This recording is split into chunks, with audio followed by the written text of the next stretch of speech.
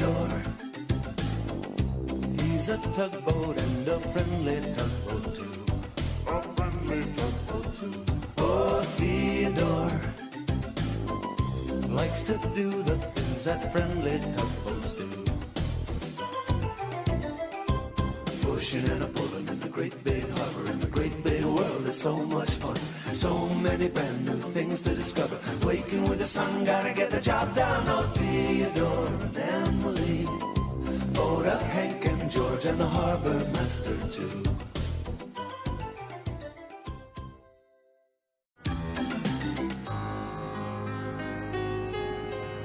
Late one day, Theodore and Foduck were floating home together. Guess who I saw? It was Benjamin Bridge. Who did you see? Asked Theodore. I saw a canoe. A canoe? Repeated Theodore. You know, said Foduck. A canoe is a small boat made from tree bark, like Kulu. Right, boomed Benjamin. Kulu, that's who I saw. Kulu? Theodore shouted. Kulu's come to visit? Oh, no, Foduck mumbled to himself. Not again. Okay, few things. Who is this Kulu they're talking about? The only clue we have is that he's a canoe, and why is Foduck getting his bumpers all twisted? Like, does he not like this Kulu character? Like, what is his deal? Well, it just so happens that Kulu is actually a storyteller, and the Tugs love to hear his stories. Everyone but Foduck, because he doesn't exactly believe in any of Kulu's stories. He thinks they're nothing but all make-believe, and we all know how Foduck takes things really seriously. But the others still wanted him to lead the way to Hidden Cove, where Kulu was. When they arrived, the little canoe wasn't there. Then, as if by magic... Kulu, the canoe, was suddenly there, touched by the first faint fingers of the silvery moon. He always just kind of appears, breathed Emily. I wonder where he does come from, said Hank in a hushed voice. Come closer, Kulu was calling to the Tugs. The Tugs could see the canoe clearly now. He was made all of bark from a birch tree and had a beautiful rounded shape. We were wondering, said Theodore. That is, we all hoped. You could tell us a story? Yes, a story, said Hank, moving closer. A really good story, said George. But not too long, grumbled Foduck. So, this is Kulu. Seems like a pretty interesting character. He kind of gives off that old native feel to his character. Be pretty interesting to know where exactly he comes from. So, the Tugs all gathered round the little canoe and he began to tell them a story about the Northern Lights. Long, long ago, there was a great canoe built from the bark of a single tree. Her name was Kikuk. Kikuk loved to sail far, far from where the other canoes lived. Sometimes she would sail so far from home, she would get lost. How did she ever find her way home? Asked Emily. She had a special paddle, and it always pointed the way home. Like your paddle, said Theodore. Yes, said Kulu. My paddle always points my way home.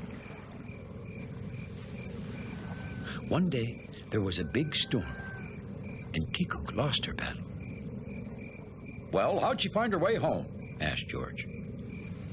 The old canoes, who live in the sky, floated back and forth and back and forth, and their ripples made magic ripples of light in the sky. Kikuk followed the bright ripples of light, and they led her all the way home. They call those ripples of light the Northern Lights. And on very special nights, you can still see them dancing in the sky above.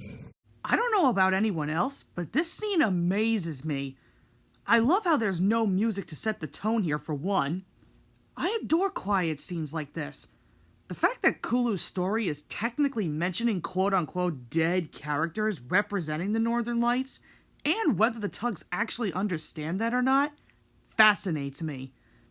Well, just as the tugs were looking forward to yet another story, a storm rolled in, and they unfortunately had to go home. The following day, Theodore wanted to hear another story from Kulu, but Foduck was still being a grump.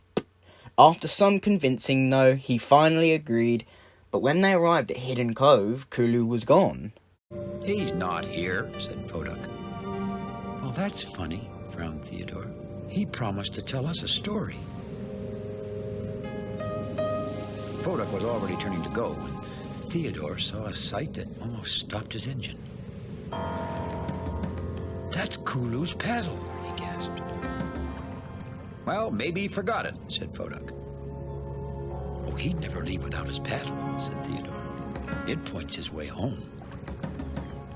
Well, this time Foduck didn't say anything. You see, he really didn't believe that Kulu's paddle was magic. Really, Foduck? Would it kill you to show a little more concern knowing Kulu isn't around and that his paddle is just floating there? Besides, it does point his way to home. So why would he purposely forget that? Theodore put the paddle on his deck and the two began to search for the little canoe. There was still no sign of him until Theodore had a thought. There is one place we haven't looked, said Theodore quietly.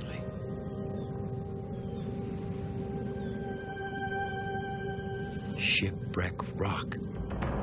Well, what makes you think Kulu's at Shipwreck Rock? Said Foduck.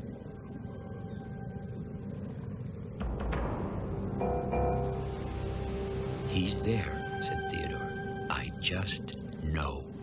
Yeah, that's totally not a coincidence whatsoever with the paddle conveniently pointing towards Shipwreck Rock. If Kulu was there, then that storm was pretty frickin' strong. So both tugs headed towards the rock, but they still couldn't find Kulu. As Foduck was turning to go, Theodore suddenly disappeared. That's because he was staring at something magical-like in the sky. What is it? Foduck said. Lights, said Theodore. Thousands and thousands of lights.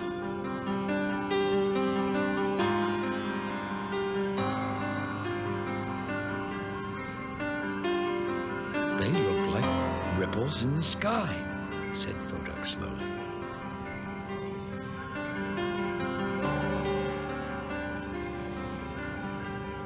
Didn't Kulu say, whispered Theodore, that you can see ripples of light when the old canoes float back and forth in the sky?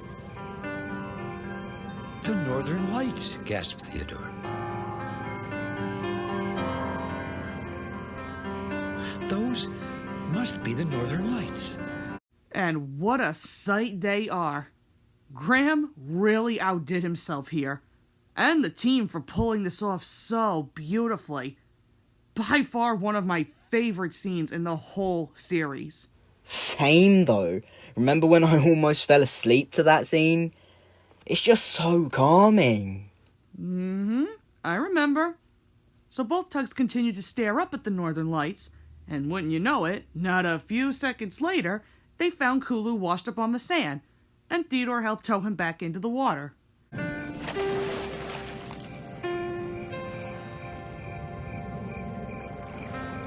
How did you ever find me? Said Kulu. Oh, smiled Theodore. We had some help. From some old friends of yours, added Foduck. They all looked up at the Northern Lights. Yes, said Kulu. They are good friends.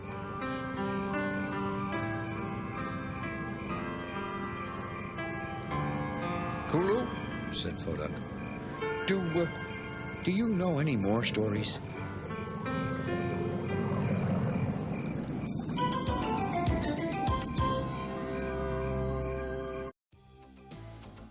And that concludes Theodore and the Northern Lights. Okay, Matt, what are your thoughts? The visuals and soundtrack are so unique compared to most of the other episodes. The mix of them both just draws you in and sends you into a state of tranquility, which is exactly the kind of thing I need in my life at the moment. But from a child's point of view, they would definitely be mesmerised by the ripples and colours of the lights, and the soundtrack would also calm them down, as children are mostly full of energy most of the time, so this episode is the perfect way to watch and listen near bedtime. And that's precisely what makes this episode stand out to me. Even talking about this makes me tired. Wake me up when Hank's funny feeling is on, will ya? Matt! We are not in Season 5 yet! We are still in Season 3!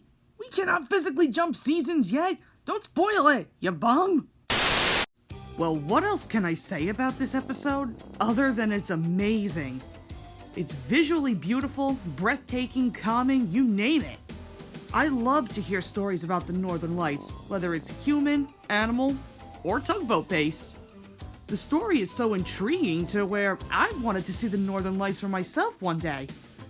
I can kinda see where Foduck is coming from not believing in the stories at first, but sometimes seeing is believing, and some things, real or not, are what we can and can't see, which makes this experience all the more interesting.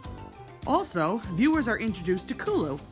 He definitely has that old tribe-like feel and look to him, and I have my own theory about Kulu as well. I think he may actually be some sort of spirit, but passes himself on as a live boat to the others. It does add a bit more mystery to his character, wondering where he actually does come from. Sounds very far-fetched, I know, but that's what I truly love about Kulu. Unfortunately, this is, once again, another one-off appearance, which is a shame because I would have loved to see more of him in future episodes. For visuals, we focus mainly on Hidden Cove, where Kulu is, and we also get a glimpse of Shipwreck Rock and little shots in the harbor. And the music, other than the normal ditties, we hear the soft drumming theme for Kulu, but the icing on the cake was the beautiful piano piece for the Northern Lights. I applaud the writers, the crew, and Graham for pulling this off magnificently. Up next is Big Harbour Birthday.